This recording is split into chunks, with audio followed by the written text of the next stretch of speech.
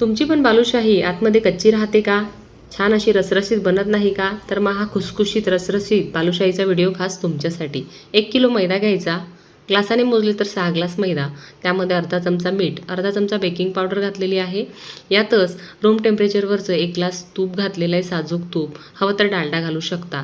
1.25 glass कोमट पाणी घातलं आहे, थोडा फूड कलर घातला आहे. एकजीव करून घ्यायचा, गोळा हलकासा मळून घ्यायचा. झाकण ठेवून 15 मिनटं मुरवत ठेवायचा. आणि आता पाक बनवूया. तर 1 किलो साखर घ्यायची, त्यामध्ये 2 ग्लास पाणी घालायचं. एकतारी पाक बनवून घ्यायचा. आणि गोळ्यातसुद्धा 15 मिनटानंतर त्याचे छोटे छोटे गोळे तोडून मध्ये छेद देऊन या प्रकारे बालुशाही बनवून घ्यायच्या. आणि या बालुशाही आपल्याला कोमटपेक्षा थोड्याशा हलक्याशा गरम तेलामध्ये साधारण 15 मिनिटांपर्यंत छान अशा खुसखुशीत होईपर्यंत तळून घ्यायच्या आहे.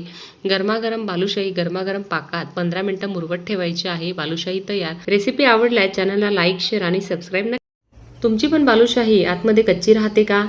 छान अशी रसरशीत बनत नाही का? तर मग हा खुसखुशीत रसरशीत बालुशाहीचा व्हिडिओ खास तुमच्यासाठी. 1 किलो मैदा घ्यायचा. ग्लासाने मोजले तर 6 ग्लास मैदा. त्यामध्ये अर्धा चमचा मीठ, अर्धा चमचा बेकिंग पावडर घातलेली आहे. यातच रूम टेम्परेचरवरचं 1 ग्लास तूप घातलेलं आहे, साजूक तूप. हवं तर डालडा घालू शकता.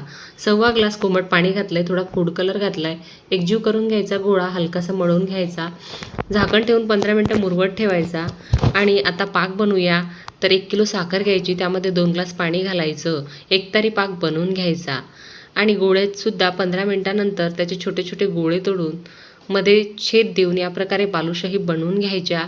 आणि या बालुशाही आपल्याला कोमटपेक्षा थोड्याशा हलक्याशा गरम तेलामध्ये साधारण 15 मिनिटांपर्यंत छान अशा खुसखुशीत होईपर्यंत तळून घ्यायच्या आहे.